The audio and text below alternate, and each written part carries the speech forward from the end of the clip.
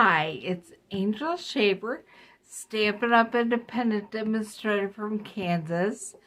I was not here yesterday, my usual Thursday, but we are going to create a card together live today.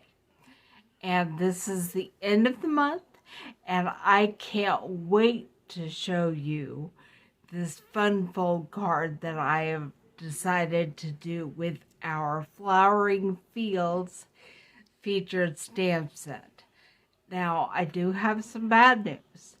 The last chance products list for the January-June catalog came out this week, and everything well, not everything, but the designer series paper and the stamp set and the dies from the Flowering Tulip Fields, Flowering Fields DSP, the Windmill Fields dies, those are all last chance items. So you only have until the end of June to get your hands on them unless they sell out before. Also, I wanted to let you know that I have been secretly working on a new branding and web address for a while. You may have noticed some little sneak things changing and I understood it. But I am releasing that today. My company, my website is now called adaptivecrafting.com. Still, if you do angelstamps.net, it will take you to that website, but it is adaptivecrafting.com. And you will see that I have a new Facebook group by that name, and there will be, besides the pretty cards, the whole purpose of this will be how do you adapt or change things up a little bit in your crafting so that you can do it no matter what is going on in your life, no matter what kind of abilities or disabilities you might struggle with. So I'm really excited, and if you haven't already joined my email list, you'll want to get on that because there will be quite a few things on my email list that are exclusive, including some PDF tutorials of the most popular blog posts for the month. So you want to get your hands on that. Go to my website, adaptivecrafting.com. adaptivecrafting.com. All right, let's get busy making this fun pinwheel card.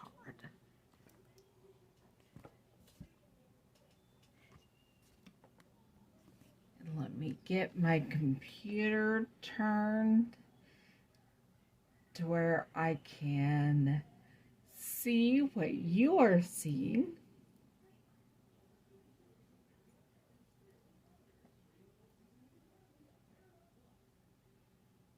Okay. I wrote myself a sticky note with all the dimensions, and I did a lot of the cutting upstairs because I couldn't find my trimmer, but I found it down here. So we have a piece of Blackberry Bliss cardstock that is cut 6 1/4 by 4 1/4. And I totally forgot to cut my extra pieces of cardstock that I need. So we'll score this, and I'll pause you and make sure I get that, and then we'll get going again. Okay, you are going to score at 2 3/4 inches on the long side. 2 3/4 inches. 3 3/4 inches. 4 3/4 inches.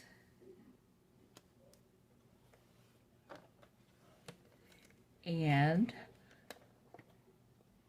5 3/4 inches. Okay. And then you are going to fold all of the score lines. And you're making a box. Just like that. Now, I'm not going to put the box, well, I am going to put the box together. No, I'm going to wait because I want this flat to be able to add some of the pieces to it. Now I'm going to pause you and I'm going to get my rest of my Blackberry Bliss paper cut into the different cards I need. I will need 3 more 2 3/4 by 4 1/4 pieces of Blackberry Bliss. So let me get that and then I will be back.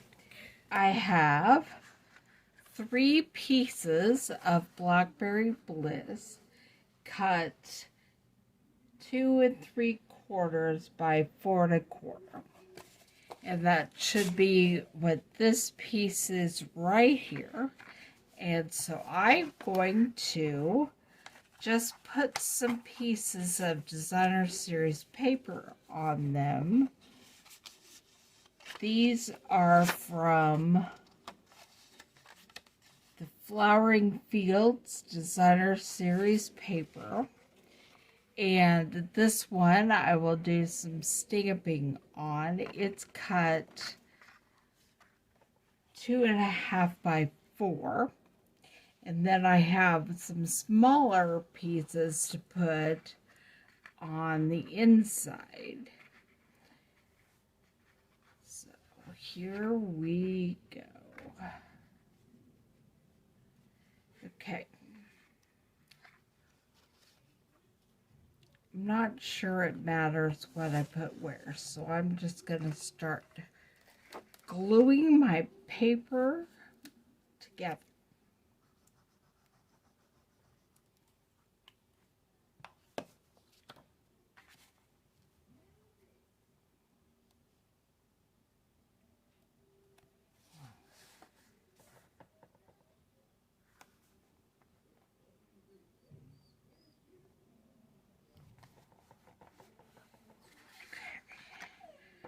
Stamp the white before I glue it on.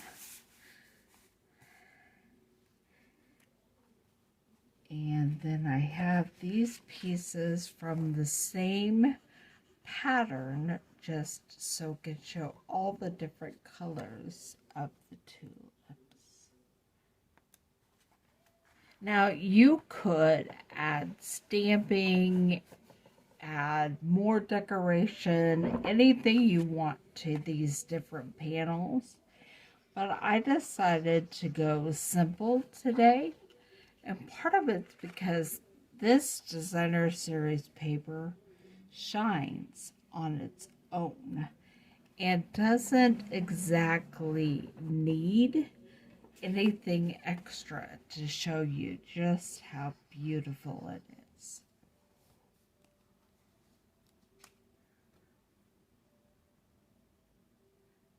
So we have a field of tulips going around the entire card. And then I will be deciding what it is I think I want to put on the smaller parts. But first we're going to grab the Stamparatus and do a little bit of stamping. I don't want to do a lot of stamping because I want to leave some space to write a note. But I am going to do some stamping. And since these are photopolymer stamps, you need the foam base in there. And then I use the grid paper to keep me lined up. But I always line myself up with the Stampin' Up label, so that I know exactly where I need to put it if it shifts a little bit. Let's see, which colors do I need? I did not bring a brown down here, but I think maybe we can have a black and white windmill.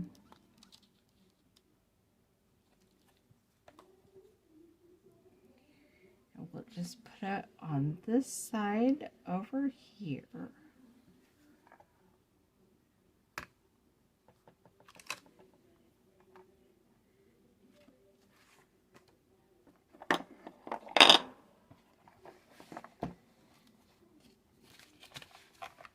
And then I take my ink pad and I just ink up my stamp.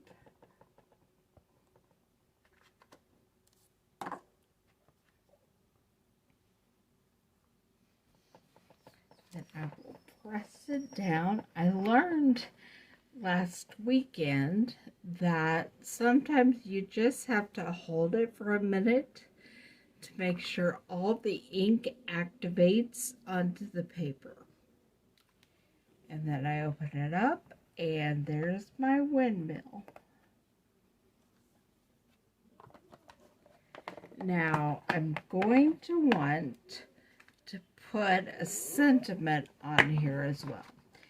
And I'm using the Inspired Thought stamp set, and they are rubber based and not photopolymer, so I don't need the foam base. So I will change where I'm putting my stamp,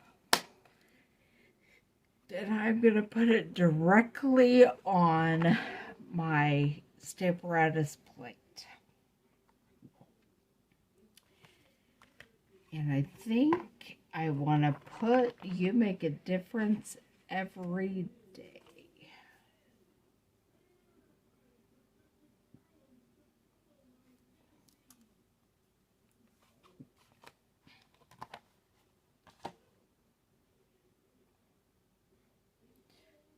Okay, I'm going to put that up toward the top. Pick it up.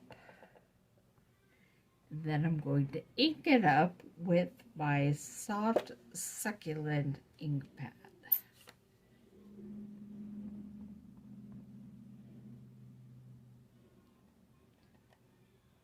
We'll see if this is true. There is a little ink around the edges, but it shouldn't matter because I'm on the Stamparatus. So they should not accidentally rock and touch the paper.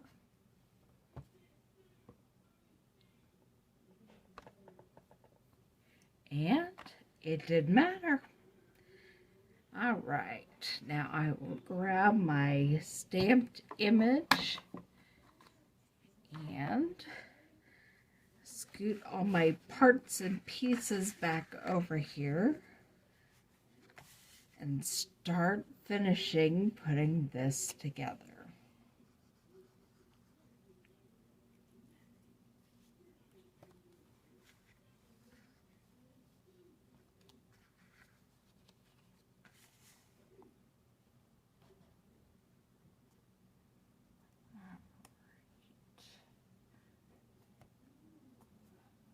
these are cut with very little space. Now, before you glue it all up, you could write your note. But as you will see when we're done with this, you'll still be able to lay it flat and write your note when we're putting it all together. Okay, and so to fold it up into the pinwheel shape, we're going to put some glue on the very last scored section, and then we're going to fold it at this second one, and then fold it closed and hold it there for a minute for the glue to just really stick, and then ta-da, there's our pinwheel shape. Now, we figure out which direction this should go, and we start adding the other panels. Let's put some glue on your panel.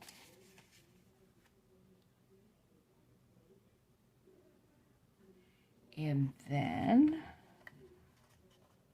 put that on there. Hold it for a second, maybe rub your finger, and then fold it to really get that good. Then we have our next panel. Do the same thing. Glue on the panel.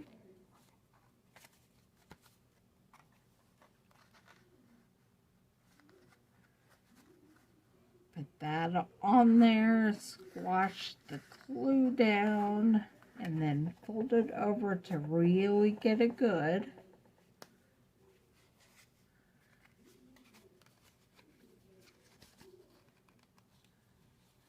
And then we're doing our last side.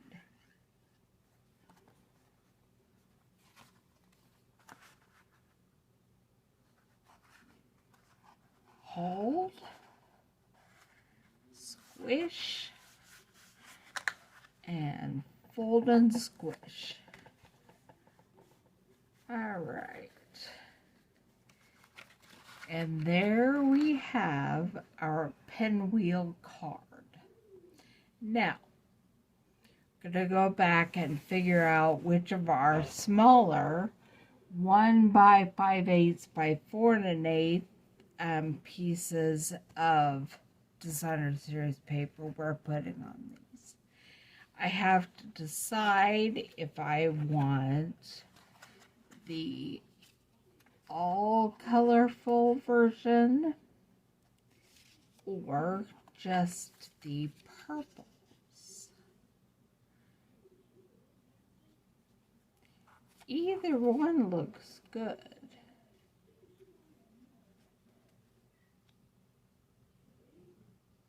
But we're doing a colorful tulip field, so let's just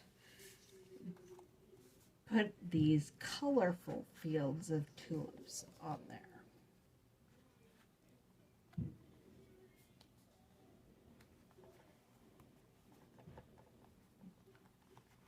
And then turn it.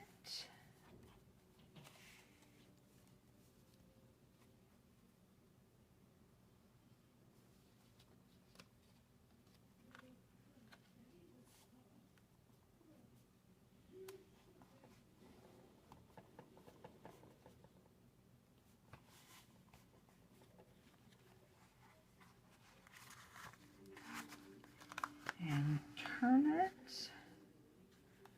That one, I'm not sure stuck as well as it needs to.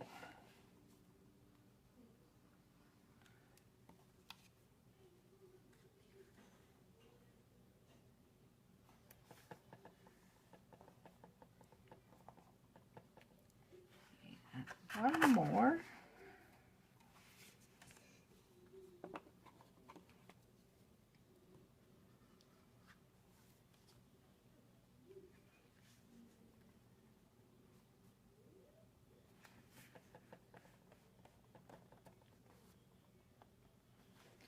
Right, and now we have our colorful Tulip Fields Pinwheel card.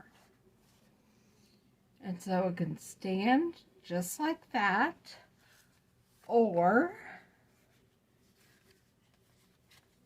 you can start it by turning the pages and seeing all the beautiful colors of tulips.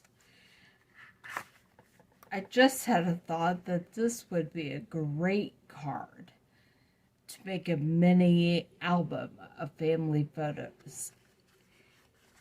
You could turn the pages and see different pictures, and then you could display it standing up like that. Now, they tell me that these dimensions are perfect for putting in one of Stampin' Up standard size envelopes. So let's see.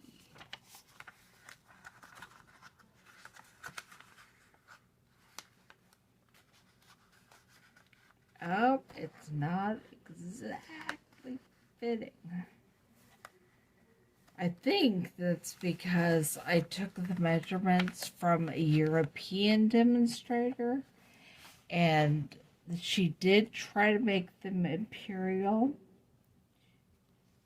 and this is just a smidgen off, so I might just grab my trimmer and cut a smidgen. Do you know what a smidgen is? It's what I call to the edge of the cutting surface.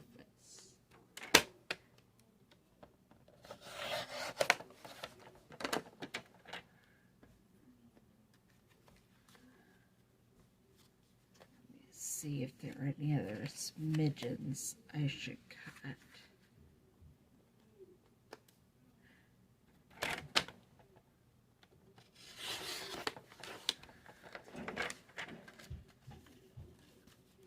Okay, let's see if that's smidgen enough or if I need to do all four. Let me do all four. And it may not be enough even then, but a smidgen is just, here's the cutting center. It's just to the edge of the dark. That's what I call a smidgen.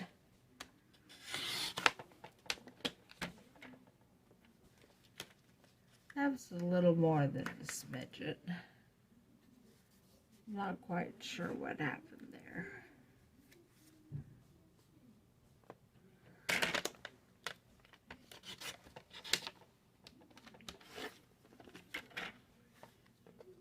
Got some Designer Series paper smidgened off there too. Alright, let's see if it's enough yet. Yes, it is. And there it goes, just sliding in the standard size card.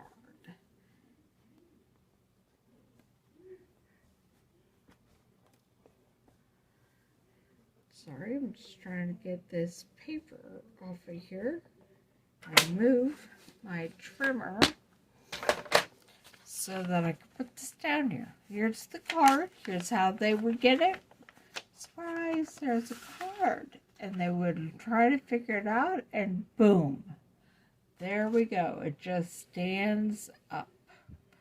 So it is mailable, and it does fit in a standard size envelope.